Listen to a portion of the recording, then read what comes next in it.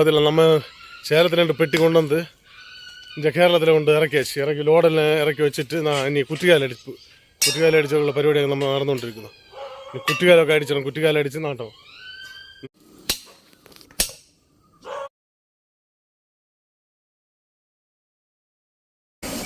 சரி, நம்ம இது சேலத்துலேருந்து கொண்டு வந்து பெட்டி அடுத்து நீ ஏற்றிட்டு அந்த வேலையை நடந்துட்டு இருக்கு.